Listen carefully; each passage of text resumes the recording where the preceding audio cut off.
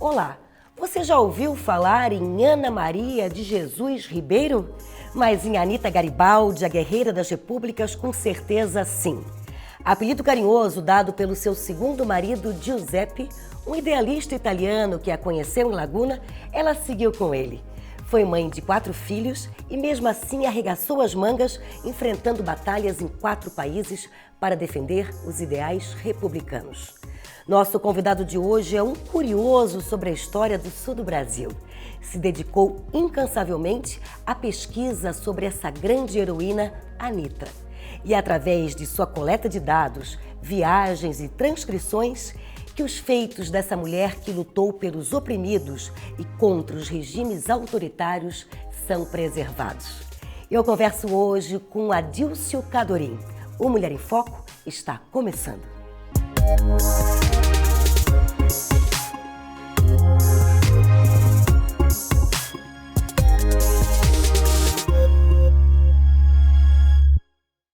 Falar de Anita Garibaldi sempre é um assunto que é longo, porque tem muita história para contar. Mas nosso convidado sabe muito sobre ela, né? Quando começou esse estudo, essa curiosidade em saber mais sobre a vida de Anita? Bom, eu nasci na minha cidade, a cidade mais italiana de Santa Catarina, em Uruçanga, né? E nasci na frente da Praça Anita Garibaldi. Em 1974, eu estava em Caxias do Sul e eu ouvi o lançamento de um livro. Eu vi que seria feito o lançamento do primeiro livro sobre a vida de Anita Garibaldi em Laguna. E eu peguei o carro e vim a Laguna. E a partir daí, então, aquela semente brotou e nós nos aprofundamos, além das pesquisas que haviam sido feitas pelo professor Wolfgang Ludwig Hall, que lançou aquele seu livro em 1974 em Laguna.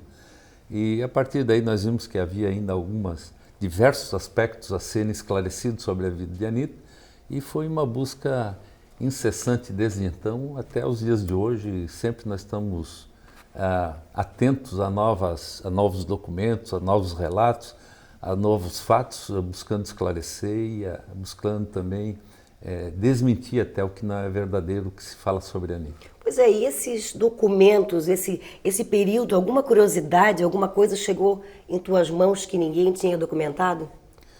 Olha, por exemplo, o 7º sepultamento da Anita, ela foi sepultada 7 vezes. Nós encontramos o filme na Itália, do 7º sepultamento dela, em 1932, o sepultamento, o traslado dela de um cemitério de Gênova para Roma, promovido então pelo Mussolini, né? Então isso é uma coisa mais ou menos inédita que nós trouxemos para o Brasil e hoje já está no YouTube, tá já espalhamos um pouco, né? Mas foi uma coisa inédita. Além disso também, o outro fato inédito que nós promovemos foi que lá pela década, no começo dos anos 90, numa dessas pesquisas, um deputado italiano, um amigo nosso, Giovanni Meuzilli, nos conduziu aos locais onde a Anita foi sepultada, né? E diante de um sepultamento, do local onde ela foi sepultada pela primeira vez, ele me disse que estranhava que até então o Brasil nunca havia pedido os restos mortais da heroína para a Itália, né? Já que ela morou na Itália apenas 1 ano e 8 meses e se tornou a mãe da pátria italiana, mas era uma brasileira.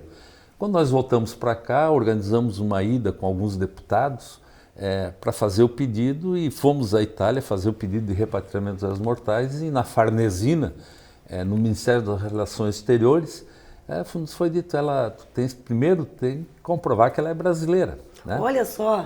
E não tinha certidão de nascimento, né? E depois mesmo que comprove que ela for brasileira, vai ser muito difícil nós permitirmos o repatriamento. E voltamos para o Brasil, então disse, vamos dar uma certidão de nascimento para a Anita, porque ela não tem. Fomos atrás, porque foram extraviados, perdidos os livros onde estava registrado o batismo, não o nascimento. Porque na época não tinha o serviço de registro civil. Então era através do registro de batismo que as pessoas tinham uma ideia aproximada da data de nascimento? É uma ideia exata, em muitos casos, na maioria dos casos, né? Aproximada em outros casos. Mas no caso de Anita, foi localizado, eram 10 irmãos, né? Foram localizados o batistério de 8 irmãos, menos o dela e de uma irmã dela. É que havia sumido da paróquia de Laguna o livro de registros que compreendia o período de 1819 a 1823. Todos os registros religiosos, né, de casamento, batismo, casamentos, etc. Então, nós providenciamos aí, começamos uma busca de documentos para provar a naturalidade brasileira da Anita, né? E fomos atrás. O primeiro documento que nós conseguimos foram as memórias do Garibaldi, quando ele dizia que aquela incomparável mulher, filha de honesta família, nasceu na localidade de Laguna, na província de Santa Catarina, pertencente ao Brasil. Nas memórias do Garibaldi. E o Garibaldi viveu 10 anos com ela. Depois fomos ao Uruguai, onde Anita se casou com Garibaldi, na igreja de São Francisco, que hoje não existe mais a igreja, e trouxemos de lá a certidão de casamento da Anita com Garibaldi, onde tem a assinatura dela e ela se diz natural de Laguna. Além disso, há muitos relatos de outros documentos e as próprias cartas dela, própria que ela escreveu e editou diversas cartas, né, quando estava na Itália. E esse amor aí do Garibaldi, que chegou em Laguna, encontrou aquela moça que tinha tido um casamento muito jovem, né, com 14 anos, a encontrou, foi amor à primeira vista. E ali mudou a história de uma mulher e mudou a história também de alguns países, né? Como foi esse encontro? Bom, a pequena Ana Maria de Jesus Ribeiro, a Aninha, como era chamada, desde criança ela nutria uma simpatia muito grande pela causa republicana. Acontece que o tio dela, o pai já havia falecido, e o tio dela, que era tropeiro, ele era um porta-voz, digamos assim, das ideias de igualdade e de justiça que só viriam mesmo, de justiça social, só viriam mesmo com a mudança do regime imperial para o regime republicano. E por causa disso, a casa dele em Lages, onde ele morava, foi incendiado, ele foi perseguido. Esse tio Antônio? Esse tio Antônio. Ele se homizou, veio se esconder, fugido, se escondeu na casa da cunhada dele, que o irmão dele já havia falecido em Laguna. E ali ele continuou as pregações republicanas contra o sistema, o modelo por igualdade, e a pequena Aninha sempre acompanhou as pregações. Na época ela tinha 11, 12 anos de idade, né?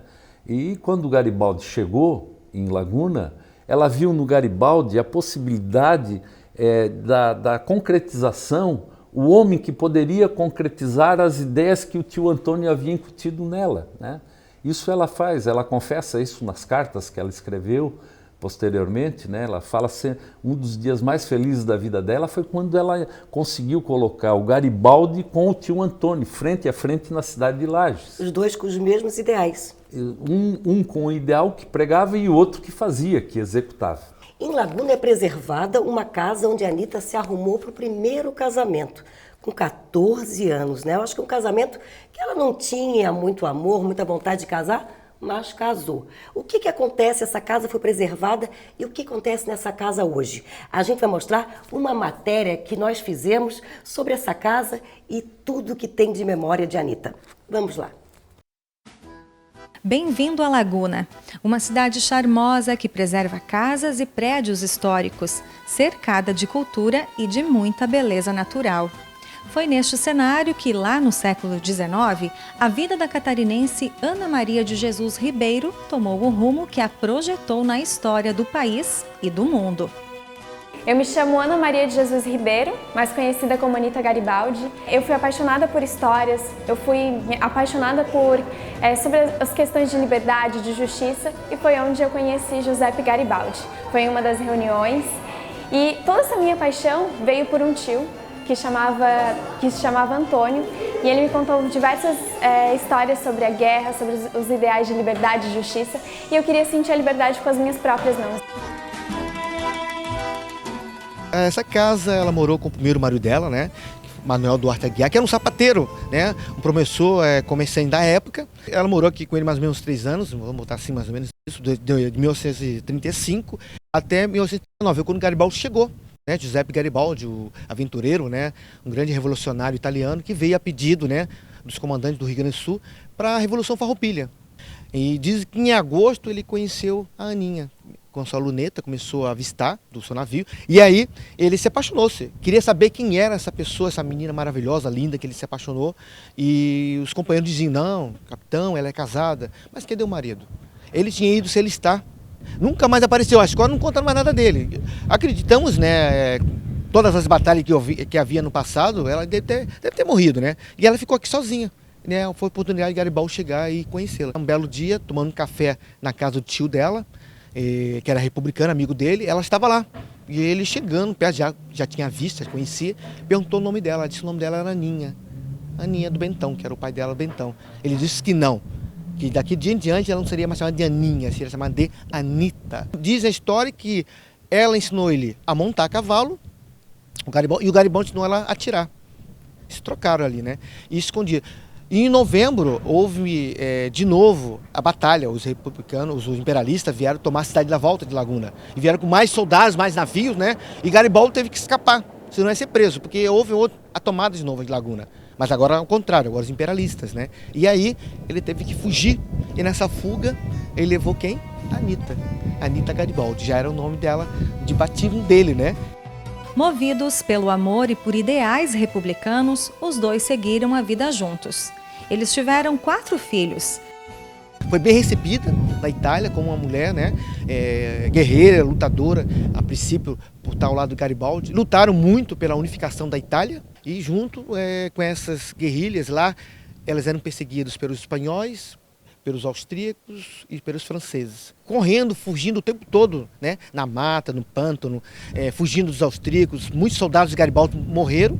Ela também deve ter matado muita gente, né, porque ela sabia atirar, mas infelizmente ela contraiu uma febre. Ela morreu de tifo, né, uma febre tifoide, e junto com seu filho, o quinto ventre, veio a falecer, com 28 anos. Isso aconteceu em 1949, né? A história de Anita Garibaldi inspira mulheres em todo o mundo. O Museu Casa de Anita, em Laguna, encanta os visitantes pela imersão que oferece sobre a trajetória da heroína.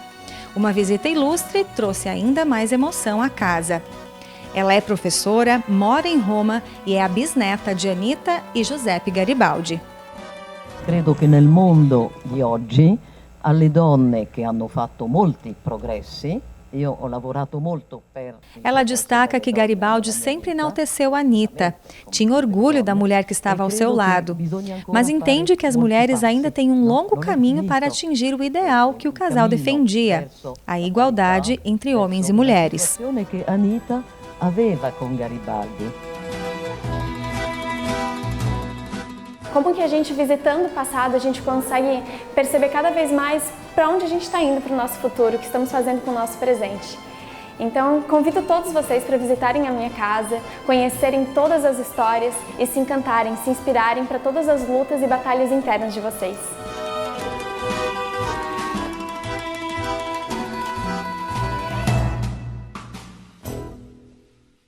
E essa matéria mostra esse museu maravilhoso e tem muitas cartas ali que foram mostradas. A Anita escrevia cartas para uma irmã que morava no Rio de Janeiro e através dessas cartas muita coisa é contada, né? Mas a Anita não sabia escrever até então, foi depois que ela conheceu o Giuseppe que ela aprendeu vários idiomas e aprendeu a escrever? Bom, algumas dessas cartas, as cartas que foram preservadas estão no Museu do Ressurgimento Italiano, na Itália, né? No centro de Roma.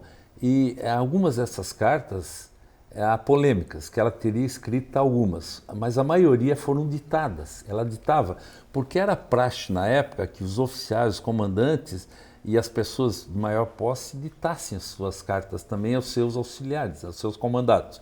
A Anita ditou diversas cartas, porém, a Anita, embora tenha saído de Laguna analfabeta, ao morrer ela já escrevia e já falava 4 línguas. Ela falava fluentemente o português, o espanhol, o italiano e o dialeto do Piemonte, onde ela viveu algum tempo na Itália, em virtude de que o Garibaldi era natural daquela região do Piemonte, né? Então essas cartas, elas retratam e ajudam a esclarecer diversos aspectos do que ela fez nesses 10 anos de vida de convivência com Garibaldi. A bisneta de Anita, também com o nome de Anita, esteve mais uma vez em Santa Catarina, vendo o museu que foi reformado e sabendo mais coisas sobre sua bisavó. Como é receber a bisneta de Anita? Mas você vai me contar isso depois do intervalo. A gente volta já.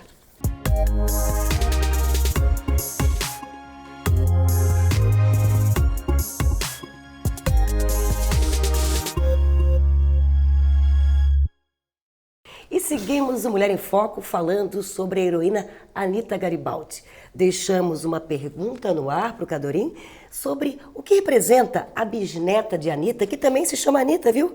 Que já esteve no Brasil algumas vezes e vai à Laguna conhecer o museu e saber um pouco mais até sobre a história da bisavó dela. Bom, nos surpreendeu a visita da senhora Anita com 2 N's. Nós diferenciamos ela porque ela usa 2 N's no nome, né? É uma senhora com uma idade avançada, mas uma disposição férrea, que faz jus à hereditariedade que ela tem da heroína, né? E fizemos uma programação de 8 dias em diversas cidades onde a Anita passou aqui em Santa Catarina e nos locais mais inóspitos, como na barranca do rio Canoas, onde a Anita atravessou a nado, um rio de aproximadamente 100 metros de largura. Então, ela foi em todos os lugares e ela insistiu para que pudéssemos visitar esses locais. E ela tinha conhecimento real de tudo, na verdade, que o senhor sabe sobre a Anita, ou acaba te perguntando também alguma coisa sobre a Bisa? Nós trocamos informações, né? A Anita é pouco conhecida, a história dela é pouco conhecida, o período que ela esteve no Brasil. O período que ela esteve na Itália, eles me auxiliaram muito nessas pesquisas que nós fizemos. Então, é uma via de mão dupla, né? Nas informações, na troca de documentos. Eu consegui muitos documentos e forneci também documentos, relatos, aí, não só a ela, mas a historiadores italianos também. Se tivesse que explicar em poucas palavras, de uma forma didática, eu acredito que é muito difícil essa resposta, mas o que representou a Anita, tanto no Brasil como na Itália? Isso é, quais foram os feitos dela? Bom, no Brasil eu vou resumir em 2 palavras. Ela, 50 anos antes da República ser proclamada no Brasil, ela pegou em armas para lutar por 2 repúblicas, a República Catarinense e a República Rio-Grandense. E veja, os militares que sufocaram essas 2 repúblicas, sufocaram com a força das armas, essas 2 repúblicas que emergiram, foram proclamadas, mas não sobreviveram aqui no sul do Brasil, os próprios militares proclamaram a República 50 anos depois, em 1889, aqui no Brasil.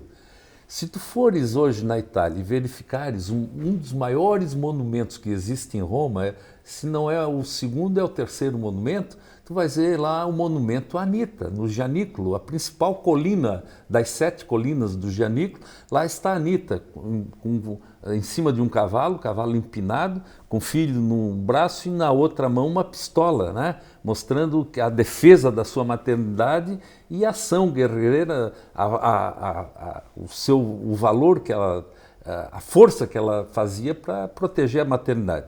Mas o importante é que nesse monumento embaixo, esse monumento deve ter 8, 9 metros de altura, é grande, embaixo em alto relevo, e nem é alto relevo, são esculturas que tem embaixo, atacadas na parede do próprio monumento, estão 4 episódios da vida de Anita no Brasil, né? A fuga de curitibanos, a fuga de Mostardas, o nascimento do filho. Então, os próprios italianos, ao construírem aquele monumento, retratam, dão uma importância enorme ao que a Anita fez aqui no Brasil, né? Aquele monumento retrata a Anita lutando no Brasil. Então, ela tem uma importância, quando me pergunto qual é a importância que os italianos dão para a Anita, eu digo, o monumento lá, quem tiver a oportunidade de conhecer o monumento do Gianicolo, só olhando o monumento já pode traduzir a importância que os italianos dão para ela, né? Importância essa que eu acho que nós no Brasil ainda não estamos dando a devida importância, muito embora ela já seja considerada uma heroína nacional. O nome dela está inscrito no Panteão dos Heróis Nacionais em Brasília como uma heroína nacional. Foi uma heroína que na Itália também, ela até foi mãe 4 vezes, né? E morreu grávida, depois foi visto isso também. E nas batalhas ela se vestia de homem. Não era comum as mulheres entrarem em batalha. Ela sofreu muito, não cuidou da sua saúde. Foi uma grande guerreira, mas uma mulher que abriu mão. Aprendeu muito, com certeza, não soube realmente, não ficou viva para saber os feitos dela e como ela mudou a história do mundo, né? Ela foi uma mulher apaixonada pelo seu marido, uma grande mãe. Ela foi também uma enfermeira, que ela cuidava das pessoas machucadas. Quem era essa mulher? Cuidava não só dos companheiros feridos, mas também dos adversários feridos, né? Há um episódio em que ela exige, em São José do Norte, aqui no Brasil, no Rio Grande do Sul, numa batalha que houve lá, ela exige que o Bento Gonçalves peça medicamentos para os seus adversários, os imperiais, então em Rio Grande, para cuidar dos próprios feridos, dos prisioneiros feridos. E o Bento Gonçalves atende, solicita aos imperiais os medicamentos, cânforas e etc., medicamentos da época, e ela trata os feridos e depois o Bento Gonçalves alforria, dá liberdade aos feridos, partindo do princípio que a Anita fez, que todos estão iguais e merecem ser tratados, né? Ela foi enfermeira no Uruguai, no Uruguai ela teve 3 filhos, um dos filhos dela é brasileiro, o filho mais velho, Menotti Garibaldi, nasceu em Mostardas, né? Onde ela fugiu com o filho para não ser presa, é aquela cena que está no monumento do Gianicolo, em Roma. Ela perdeu uma filha, né? Muito pequena. Com 2 aninhos de idade, vítima de uma infecção na garganta. No Uruguai nasceram 3 filhos, né? Um desses foi a Rosita, né? A Rosita com 2 aninhos. Ela sofreu muito por causa disso, né? Entrou numa depressão muito profunda. Naquele período, o Garibaldi estava lutando pela defesa da República Uruguaia, estava no interior do Rio da Prata, e ela sozinha sofreu muito mesmo, né? E posteriormente, outro gesto significativo da vida da Anita, quando o Garibaldi consolidou a independência do Uruguai, a República Uruguaia, ele resolveu partir para iniciar a unificação da Itália, né? E antes dele ir, ele havia sido condenado pelo reino do Piemonte à morte, pelas insurreições que já tinha feito anteriormente. Então ele pede a Anita, para que a Anita vá na frente ver como é que ele seria recebido. Ela parte com o navio e com os 3 filhos. Mas antes de embarcar, ela exige que o Garibaldi prometa, ela só irá se o Garibaldi prometer que levará os restos mortais da filhinha, que estava enterrada no cemitério de Montevidéu. E o Garibaldi disse a ela, mas é impossível violar aqui as leis do Uruguai, não pode ser violado. Ela disse, então eu não vou. E aí não teve alternativa o Garibaldi a não ser mandar furtar as cinzas, os restos mortais da filhinha, e quando o Garibaldi chega, depois dela, meses depois dela, em Gênova, no porto de Gênova, a primeira coisa que ela pergunta é, cadê as cinzas da minha filha, os restos mortais da minha filha? Então isso demonstra o sentimento maternal que ela dedicava, sem perder de vista os seus ideais e a sua coragem. Veja, uma mulher, uma catarinense que saiu daqui com 18 anos de idade, analfabeta, e é colocada dentro do navio e vai a Roma, vai a Gênova sozinha, sem o marido, e quando chega já é recepcionada e já faz um discurso, incitando os italianos, os genoveses, a pegarem armas para expulsar o invasor austríaco que lá estava, né? É uma mulher de uma coragem sem paralelo, principalmente para aquela época em que as mulheres tinham muitas limitações, né? Muitas limitações, não tinham direitos praticamente nenhum. E é uma mulher que mesmo defendendo a maternidade como ela defendia, e defendendo os seus ideais, nunca abriu mão do afeto, do amor, da paixão que ela nutria e da fidelidade que ela nutria pelo seu companheiro Garibaldi. E faleceu muito jovem, com 28 anos e grávida. Eu acho que ela nem sabia dessa gravidez, né? Não sabia, ela faleceu com 7 meses de gravidez, então já estava bem estado avançado de gravidez, né? E ela, é bom que se refira que nesses últimos dias de vida dela, nos últimos 30 dias, o Garibaldi tentou, e os oficiais do Garibaldino tentaram diversas vezes fazer com que ela ficasse nas cidades sendo tratadas, porque ela já estava com febre, né? Era febre tifoide provavelmente, E ela não desistia, ela dizia, não vou abandonar agora o meu homem, meu companheiro, não vou deixá-lo sozinho, prefiro a morte do que ficar sozinha aqui, mesmo sendo tratada, sem saber o destino que vai ter o meu companheiro que está sendo perseguido pelo exército dos austríacos, que poderia morrer. E se ele morrer, eu morro com ele, né?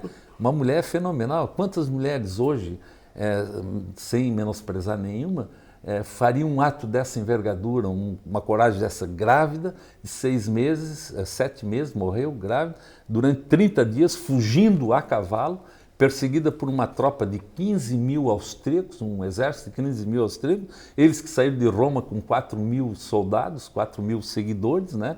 E chegaram em Ravenna, onde ela morreu, onde ela desceu ali na praia de Manhavaca, hoje Porto Garibaldi, desembarcaram ali apenas 100 e poucos, né, homens, dos 4 mil que seguiam com eles, né? E qual foi o destino do Giuseppe depois da morte de Anita? Bom, ele foi tirado um tanto constrangido do local onde ela estava, havia apenas falecido, né? Foi retirado cerca de 1 hora depois do falecimento dela e foi, com auxílio de maçonaria e auxílio de diversos moradores da região, foi feito todo um esquema de fuga que se chamou a Trafila Garibaldina, né? E daí ele partiu, então, o rei partiu para o exílio e 4 anos depois voltou para recomeçar as lutas pela unificação da Itália. Ela deixou uma marca muito forte que representa a força feminina naquela época onde as mulheres, na verdade, não tinham toda essa coragem, né? O que ela deixou de legado que a gente pode citar? Diversas vezes ela cobrava do Garibaldi, porque o Garibaldi era um aficionado da filosofia sansimoniana, de igualdade, fraternidade entre os homens e as mulheres. E ele pregava, o Garibaldi era um poeta, tanto é que ele não escreveu as memórias dele, ele escreveu em verso os cantos, e dos cantos é que depois foi produzida as memórias do Garibaldi. Ele declamava poesias, né? Ele era muito culto, o Garibaldi, né? E isso também ajudou no processo de aculturamento da Anita, né? Ajudou a desenvolver o aculturamento dela. E na verdade, o que o Garibaldi produziu na Anita, também se costuma dizer que o Garibaldi existiu porque tinha uma Anita do lado dele. Mas a Anita também existiu porque existia um Garibaldi ao lado. Então, o pensamento da Anita sobre isso era de igualdade, né? Houve momentos nas cartas de Anita em que ela cobra do Garibaldi igualdade. Ela diz, tem que botar em prática as tuas ideias de igualdade. Por que eu tenho que ficar de lado nas discussões junto aos oficiais, que dentro da minha casa, com estratégias militares, etc. Por que eu tenho que ficar de fora porque eu sou uma mulher, né? Então, ela cobrava igualdade realmente do Garibaldi. E também no seu pensamento, igualdade de espaço das mulheres em todos os campos de ação humana. Então, na verdade, deixou esse legado também, que é uma luta que as mulheres têm até hoje, de igualdade, de representação social. Sem dúvida, sem dúvida. Nesse aspecto, há muito documento, muitas cartas e depoimentos que ela cobrava a igualdade, tratamento igualitário entre homens e mulheres. Adorim, você já escreveu um livro sobre a Anita, tem informações novas para as próximas edições, faz um trabalho muito grande em Laguna para preservar a história dessa heroína. Que mensagem você pode deixar dessa luta, desse trabalho, para as pessoas que tentam estudar e conhecer mais os nossos heróis? Bom, a Anita pegou em armas para defender o que naquela época era impossível de ser defensável. Igualdade social, liberdade, fraternidade, humanidade, são valores que hoje estão mais presentes no nosso arcabouço jurídico de direitos, né? E que na época existia muito autoritarismo. Então, a principal mensagem que eu vejo é que a Anita, pegando em armas, a guerreira, muito embora pegasse em armas, ela hoje é uma inspiração para que nós continuemos essa luta democrática, já que ela era uma republicana, essa luta democrática pela igualdade social, pela liberdade, né? Por maior compreensão entre os homens, e não só os homens, as mulheres também, claro, a humanidade, mas não só dentro do nosso país. Ela pegou em armas para lutar por 4 repúblicas, né? Em 2 continentes, em continentes diferentes. Então, essa compreensão, essa paz que todos nós queremos que haja, ela serve como instrumento para que nós continuemos a sua luta nos 2 continentes, em toda a humanidade, né? Em todo o nosso planeta. Sem dúvida nenhuma, ela é um exemplo que deve ser seguido de que nós temos que continuar nessa luta, hoje sem armas, evidentemente, por fraternidade e igualdade social em todos os campos de ação em todos os países. Muito obrigada, então, por essa entrevista e por nos deixar tanta história sobre a Anita, preservar essa história através desse material. Essa mulher guerreira que preservava a sociedade, o ser humano e lutava pela igualdade social. Muito obrigada pela entrevista. Muito obrigado a vocês. O Cultura Anita sente-se honrado de estar presente aqui na Assembleia Legislativa, ajudando a difundir os ideais republicanos dessa grande catarinense que tem que ser melhor difundidos.